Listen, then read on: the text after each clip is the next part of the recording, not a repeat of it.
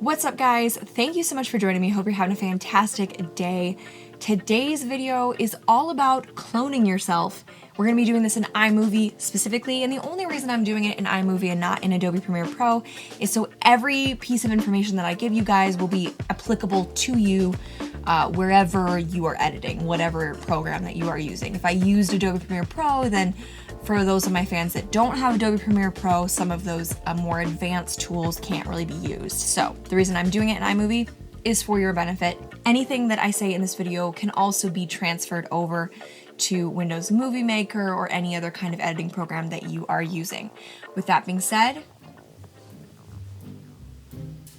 what are you doing here? I'm just hanging out. Why? Well, I just want to hang out. Why not? This is my YouTube channel. Okay, now you sound like Peter McKinnon. No, I'm not Peter McKinnon. No. I mean, leave me alone. Okay, I see how this is going. Can I just get through the intro, alright? Can I just get past the intro? Fine, do guys, what you want. Let's hit that intro.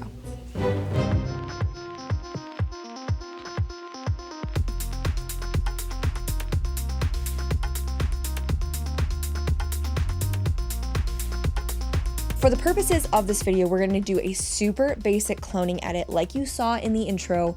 We're just taking two different shots, splitting them down the middle, and having both individuals talking back and forth as if they're in the same space at the same time. This is the easiest way to do cloning, and this is the way that you can do it in any editing software that you have. So to start, the number one most important thing that you need to remember when cloning is do not move the camera. And when I say don't move, I mean not even a centimeter of movement. When you hit that record button, be very careful that you don't move your camera. We're putting both of those separate clips together as if they're one clip. So if one's even a little bit different, you're gonna be able to see that. You're gonna see a line down the center of the shot. Maybe it's off kilter, maybe it's different lighting. We're gonna talk about that. Any little adjustments that you make are going to affect the quality of those two clips being able to be paired together.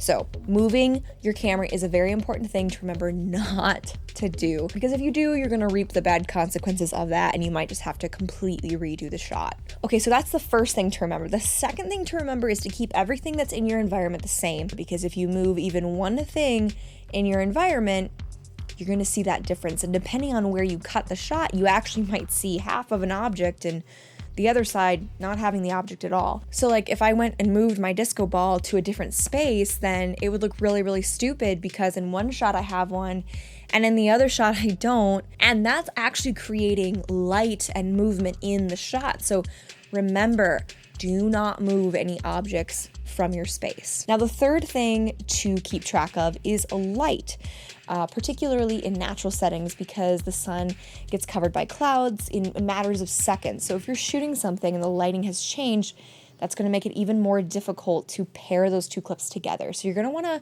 try to do cloning in artificial lighting spaces. Like I'm in a basement, I don't have any windows around me. So all the light in here is artificial and completely controlled. It was not moved. So that's really great because then I didn't have any exposure or lighting discrepancies between the two clips. It was super easy to transition those two together. Cloning is a super fun activity that anyone can do. Doesn't matter what editing software you have, you're gonna be able to do it, maybe in a different way, but you're definitely going to be able to do this really cool effect. So I hope that you enjoy. We're going to go and jump into iMovie and actually show you what I did to put these two clips together to just make that video look even better.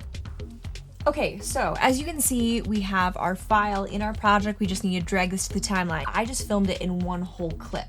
And if you did that as well, that's totally fine. But there's a couple things that you have to do to make sure that you are able to get this effect in iMovie. So if it's the same clip, you just have to cut in the middle of it and then use that clip as a separate clip. Then this is what you have to do. For the clip that you're using, you need to take that and drag it onto your timeline. And then to get your second clip, you need to take the same clip up here in the project and you need to go to crop. Now when we select crop, and then crop the second shot. So I stopped right here at the shelf, and then this is gonna be the shot where I come in from the right into the shot. So we hit the little apply crop adjustment, and then this is gonna make it the same file, but what we have on the timeline will not change. So we're gonna go and drag this on top right here.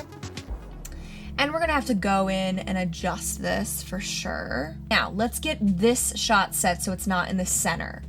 We're gonna go to this little icon here that's video overlay settings. And we're gonna go to cutaway and hit picture in picture. And this is gonna make this adjustable for us. And then we're gonna adjust this to be the same size as what's in the picture. We need to make sure that's exactly right. There we go.